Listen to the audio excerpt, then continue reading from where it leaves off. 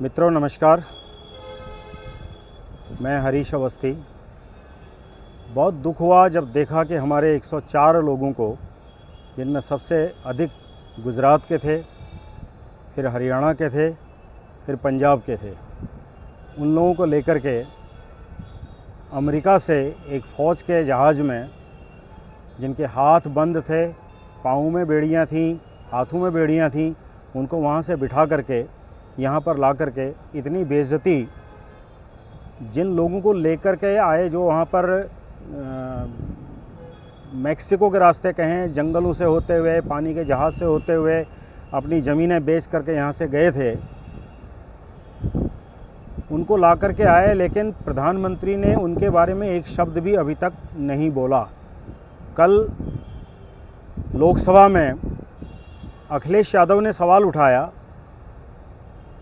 कि कुंभ में जो लोग मरे हैं उनके प्रति संवेदना प्रकट कीजिए।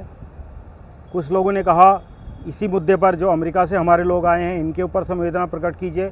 नरेंद्र मोदी का मुंह नहीं खुला, और ऊपर से जो ट्रोल कर रही है भाजपा की आईटी सेल कि जो डंकी रूट से गए थे उनके साथ अच्छा हुआ जो व्यवहार किया गया। शर्म आनी चाहिए। नरेंद्र मोदी के ही कार्यकाल में पिछले 10 साल में, जहां 2 करोड़ रोज़गार एक साल में देने का वायदा था, 20 करोड़ अब तक रोज़गार दिए जाने थे, रोज़गार नहीं मिले तो लोग अपनी गांव की ज़मीनें बेच करके, अपने मकान बेच करके, अपने घर के जेवर बेच करके डंकी रूट से अमेरिका, कनाडा, इंग्लैंड, फ्रांस आदि जो विकसित देश हैं वहाँ जा रहे हैं नौकरी की खोज में, जान हथेली पर रख करके। वो जंगलों से जा रहे हैं, भीषण जानवरों के का भी उनको कोई भय नहीं है, होते हुए भी सांप के बीच में से बसते बसते जा रहे हैं, डकैतों के बीच में बसते बसते जा रहे हैं, लेकिन वो जैसे तैसे वहाँ जा कर के एक कमरे में 10-10, 15-15 लोग रह कर के वहाँ पर 4 पैसे कमा रहे थे। ट्रंप ने उनको कल केवल भारत के ही नहीं और देशों के लोग भी भेजे हैं। तुलना कीजिए, मैं सिर्फ 2 देशों की तुलना कर रहा हूँ, 3 देशों की, एक मैक्सिको, कोलंबिया और भारत। भारत के लोग इधर आए तो प्रधानमंत्री ने पंजाब के एयरपोर्ट में उन लोगों को उतरवाया, क्योंकि पंजाब विपक्षी दल की सरकार थी पंजाब में, आम आदमी पार्टी की, जबकि सबसे ज़्यादा उसमें जो डंकी रूट से गए हुए जो वहाँ पर अवैध, जिनको ट्रंप बोलता है, उसने जो भेजे थे उन 104 लोगों में सबसे ज़्यादा गुजरात के लोग थे। तो हवाई जहाज़ को गुजरात में उतरना चाहिए था। और उन्होंने जो अपनी दारुण कथाएं सुनाई हैं बाहर आकर के, उन्होंने कहा कि हमें बाथरूम तक नहीं जाने दिया गया। घिसट घिसट करके वो बाथरूम जाते थे, उनमें महिलाएं भी थीं, और उनके जो अमेरिका के जो सैनिक थे वो दरवाज़ा खुला था बाथरूम का, खुले दरवाजे में वो महिलाएं वहाँ पर अपना साफ़ सफाई जो भी करती होंगी तो कर रही थीं।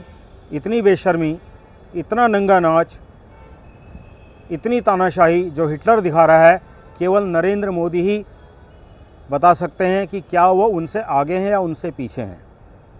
क्योंकि नरेंद्र मोदी की जो बेहयाई हमने देखी, एक तरफ मैक्सिको के राष्ट्रपति ने 2 जहाज़ उसके गए, जब पहले अमेरिका के वहाँ ने उसके कैदी वहाँ पर भेजे तो उसने उस जहाज़ को अपनी धरती पर उतरने नहीं दिया, वो वापस अमेरिका गया। मैक्सिको के राष्ट्रपति ने 2 जहाज़ अपने भेजे अमेरिका में, और अपने लोगों को वहाँ से मैक्सिको से अपने यहाँ एयरपोर्ट में बुलाया। खुद अमेरिका का राष्ट्रपति हवाई जहाज़ के अंदर जाता है, एक एक कैदी से मिलता है, हाथ जोड़ करके, भारत के अंदाज में कह रहा हूँ, हाथ जोड़ करके उनसे माफ़ी मांगता है कि हम तुम्हें रोज़गार नहीं दे पाए, इसलिए आप यहाँ से अमेरिका गए। मैं इसके लिए माफ़ी मांगता हूँ, हम आपके लिए रोज़गार का इंतज़ाम करेंगे, बहुत सस्ती दर में आपको बैंकों से लोन दिलवाएंगे। और दूसरी तरफ से हमारा प्रधानमंत्री संसद के अंदर एक शब्द नहीं बोलता, न उन कैदियों से मिलता है, और उसकी जो ट्रोल लॉबी है वो इनके साथ किस प्रकार का दुर्व्यवहार कर रही है। इसी तरह से मैक्सिको की राष्ट्रपति है, महिला राष्ट्रपति है, उन्होंने भी अपने जो कैदी थे उनको सम्मान के साथ रखा, उनसे वायदा किया कि हम आपको रोज़गार देंगे। उनको मतलब शर्म आनी चाहिए कि अगर भारत का युवा विदेशों में नौकरी ढूंढने के लिए जा रहा है इस तरह से छुप छुपा करके, एक तो वो युवा है जो आईआईटी का है, आईआईएम का है, जिसको भारत में नौकरी नहीं मिल रही है तो विदेश में जा रहा है, सम्मान की बात है, पीएचडी करके जा रहा है, इंजीनियरिंग करके जा रहा है, वो तो अपने दम पर जा रहा है, क्योंकि यहाँ से बेहतर नौकरी उसको विदेश में मिल रही है, अच्छी बात है। लेकिन दूसरी तरफ से जो साधारण से पढ़े लिखे लोग हैं उनको भारत सरकार नौकरी देने में विफल रही है। किसके कारण गए? मोदी को माफ़ी मांगनी चाहिए। देश के युवाओं से माफ़ी मांगनी चाहिए, उनके माता पिताओं से माफ़ी मांगनी चाहिए कि हम आपके बच्चों को और आप युवाओं को हम नौकरी देने में विफल रहे हैं, आपको रोज़गार देने में हमें सफलता नहीं मिली। हम 10 साल तक केवल एक गप्पोड़ी की तरह गप मारते रहे, झूठ बोलते रहे, जगह जगह लोगों को हम आपको जो है दिवा स्वप्न दिखाते रहे।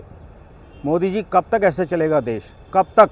और मोदी जी से पहले मैं उन लोगों से सवाल पूछूंगा जो मोदी को वोट देते हैं, जो मोदी के अभी तक 10 साल में भी उस आदमी को समझ नहीं पाए कि वो सेल्फ सेंटर्ड आदमी है। उस आदमी का न इस देश से कोई मतलब है, न इस समाज से मतलब है। अगर उसका कोई मतलब होता तो अपने सगे भाइयों से उसकी बोलचाल होती। जो आदमी अपने सगे भाइयों से नहीं बोलचाल रखता, अपनी माँ को एक ही शहर में मुख्यमंत्री आवास में जिसने कभी नहीं रखा 13 साल तक, वो आदमी क्या समाज की चिंता करेगा? वो आदमी क्या अपने नाते रिश्तेदारों की चिंता करेगा? वो आदमी क्या आम भारतीय की चिंता करेगा? पता नहीं। ये लोग जो पढ़े लिखे लोग भी हैं, स्वयं उससे मेरे परिवार के लोग भी होंगे, आपके परिवार के लोग भी होंगे, जो मोदी के भक्त बने हुए हैं। किस बात के लिए भक्त बने हुए हैं? हमारी ईडी कहाँ, सॉरी हमारा जीडीपी कहाँ से कहाँ नीचे गिर गया और इनका ईडी कहाँ से कहाँ पहुँच गया। कितने लोगों की गर्दन पर हाथ रखने लग गया है। देश का कर्जा 55 लाख से 205 लाख करोड़ रुपए, 55 लाख करोड़ से 205 लाख करोड़ तक पहुंच गया। देश आकंठ कर्जे में डूबा हुआ है। कब तक मोदी को वोट देंगे आप? कब तक? आखिर कब तक? कल दिल्ली का चुनाव का परिणाम आने वाला है, उस पर मैं अलग से बोलूँगा। मित्रों, मैं हाथ जोड़ के विनती करता हूँ, भारत को बचाना है। हमने पिछले 1947 से लेकर आज तक हमारे पुरखों ने जो भी इस देश, जिन लोगों ने यथाशक्ति जिन लोगों ने इस देश को संभाला है, मोदी ने 10 साल में उस देश को बर्बाद करके रख दिया है। आप देखने की चकाचौंध मत देखिए, अंदर से देखिए हम खोखले हो चुके हैं। एक आदमी पैदल चल रहा है तो ये मत सोचिए कि उसके शरीर में ताकत है, वो खोखला हो चुका है, कभी भी गिर सकता है, सड़क के ऊपर गिर सकता है। वही हालत हमारे देश की हो चुकी है आज। आर्थिक रूप से हम कमज़ोर हो चुके हैं, नैतिक रूप से हम कमज़ोर हो चुके हैं। इतने कमज़ोर हो चुके हैं कि हमारा प्रधानमंत्री एक अमेरिका के राष्ट्रपति तो छोड़िए, किसी भी देश के राष्ट्राध्यक्ष से आंख मिलाकर बात करने की हिम्मत नहीं रखता। मुझे इतना ही कहना है मित्रों, आप सोचिए कि भारत को बचाना है तो भारतीय जनता पार्टी को सत्ता से हमेशा हमेशा के लिए अलविदा कहना पड़ेगा। बहुत बहुत धन्यवाद। जय भारत, जय हिंद।